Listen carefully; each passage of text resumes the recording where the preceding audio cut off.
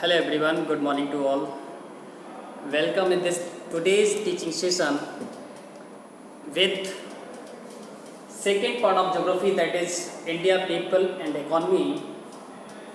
We are going to start first chapter. Also we studied in this chapter what is the distribution of population in India, what is the growth of India, the population, and what is the density of population of India. But today we are going to start population composition. You know, India is the second largest populated country in the world after China. Nowadays almost 138 crore population in our country India. But this is the essential thing, we have to find out the each and every data regarding the growth and development of the population, in what way India's population is developing. Either we have to observe how many people are there in our country, they are not able to afford 2-time meal, and how many people are there just they have no access of basic necessities like foods, clothes and food. So in what way we can observe these data, in what way we can collect this data? For that we have to observe the population composition and we have to analyze the population composition. For population composition, just we have to analyze these components of the population composition, that is the age and sex. It means how many people they are living in our country having a particular age group. किस age group के लोग हमारे देश में ज़्यादा रहते हैं, and sex variation, it means how many people having the sex as male और फीमेल, कितने लोग जेंडर में मेल हैं कितने फीमेल हैं. Place of residence, it means you know the population distribution in our country already we have studied in this chapter, that is uneven. जनसंख्या का वितरण असमान है, it means where in this or that region of the India most of the people they are residing, in which place, in which states of India and in which region. Ethnicity variation, that is the races of human according to their culture, they belonging to which ethnicity or ethnic group. Okay, how many languages, which is the language are spoken in our country, most of the population, it means that is Hindi language. And which language is spoken, that is the lowest of population, that is Sanskrit. It means also we have to analyze how many people they are speaking which language, either Hindi, English, Sanskrit, Urdu and other scheduled language authorized by the Indian government. Religion, how many people they are belonging to particular their religion, their beliefs. And marital status, it means the marital status of Indian society. It means we can say the sex ratio, how many people they got married or unmarried. Literacy rate, what is the literacy rate of male children or female? It means what is the literacy rate of boys and girls. And what is the level of education? It means skill development or the human resource after getting education. What is the occupational structure? It means in which territory, in which economic sector, either the primary sector, manufacturing sector, that is the secondary, and tertiary sector, that is the service sector. So how many population is engaged in which sector, also the necessary point to analyze the occupational structure for the population composition. So these are the indicator to know about the economic and social development of India. India का social development क्या है, economic development क्या है, we can find out through these components. Okay. Move further. Thereafter, what is rural and urban composition? It means rural to urban. When we talk about rural to urban composition, it means the migration from rural to urban areas in our country in search of better facilities, sanitation, education, hospitals, it means medical facilities, and better education of the schools and colleges, better settlement, better living standard of life. Most of the people just they are willing to migrate in the urban areas. हमारे देश में urbanisation बहुत तेजी से हो रहा है. It means most of the people year to year over 2 decades they are migrating to urban areas from rural areas. Okay, so what is the status of rural and urban composition? Most of in our country, most of the population is living in the rural area. You know very well, India is known the country of villages. Bharat गांवों का देश कहा जाता है. And 68% population, 68.8% population living in the rural area in our country. 68% population is living in the rural area according to census 2011. 2001 की जनगणना के according हमारे देश में 68.8% लोग रूरल एरिया में रहते हैं. And rest of the 30.16% people living in the urban areas. Okay, so rest of 31.16% people they are living in the urban areas in our country. That is the structure or composition of rural and urban in our country. ये rural और urban का हमारे देश में structure है. It means almost we can say 2/3 population of India is living in the villages. हमारे देश में लगभग 2/3 पॉपुलेशन विलेजेस में रहती है. And rest of 1/3 population is hardly living in urban areas और the cities. Move further, just we talk about how many villages are there in our country. हमारे देश में कितने villages हैं? So currently, according to census 2011, 6,40,867 villages in India. This is the data according to 2011 census.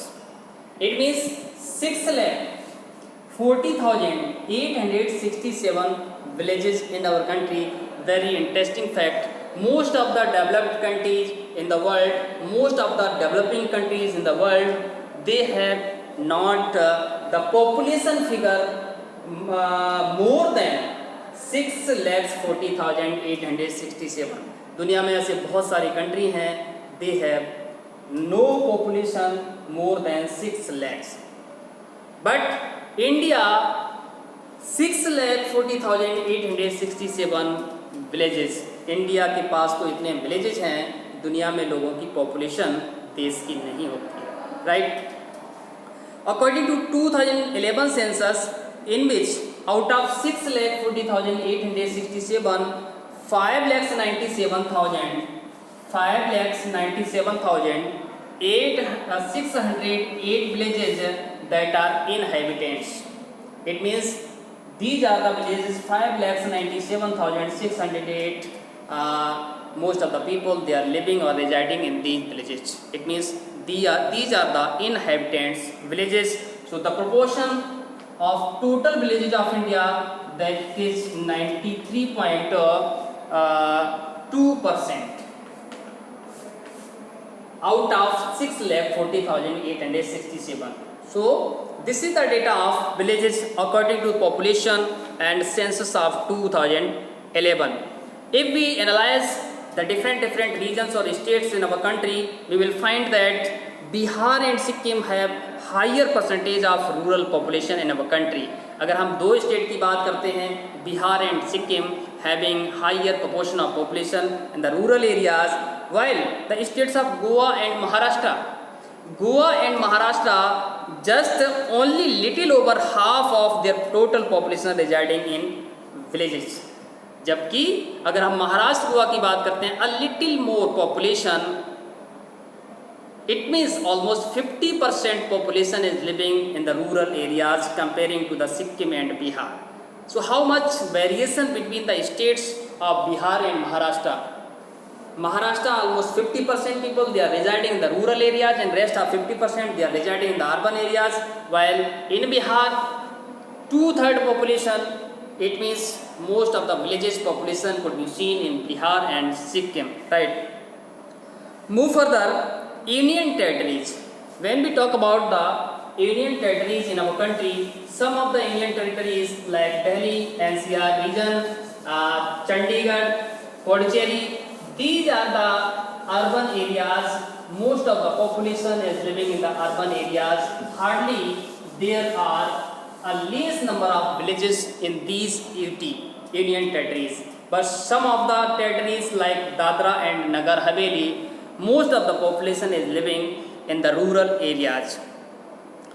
And the size of villages, if we talk about the size of villages, some of the states of India like it has no favorable climatic conditions, less than 200% in the hill states like northeastern India.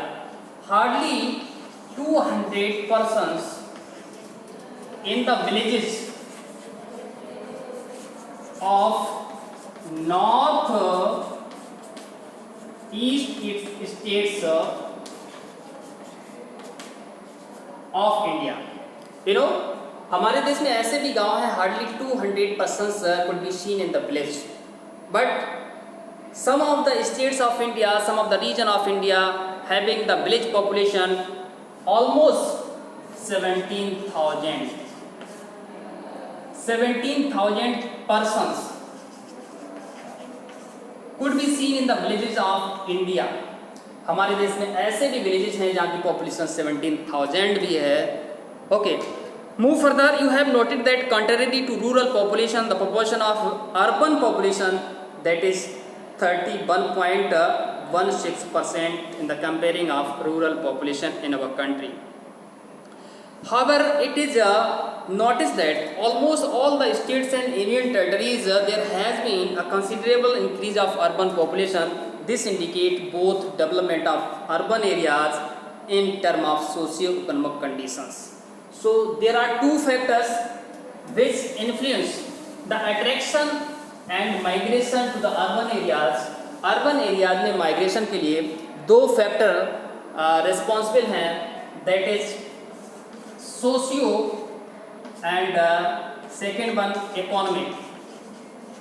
It means most of the people, if they migrate from rural to urban areas, there are two factors: social development of human and economic development of human. If the people they are willing to migrate from rural to urban area, certainly before migration they think about to develop the living standards of people, and also they migrate in search of better job, और better job की search में भी वो move कर जाते हैं, migrate कर जाते हैं. Rather than some of the states and cities of India are most populated in urban areas, and less than 50% population is found in the rural areas. And some of the urbanization center, these are known the concentration of population like mega cities of India: Delhi, Mumbai, Kolkata, Chennai, Bangalore, Madurai, Mysore, Surat, Ludhiana, Jalandhar, Ahmedabad. These are the city of India. Most of the people they are migrating in search of better job, and this is the urbanization center, and it led to the urbanization in Indian city. But rather than some of the states and some of the city, just it has no favorable conditions of climate. That's why the population of urban areas is very low.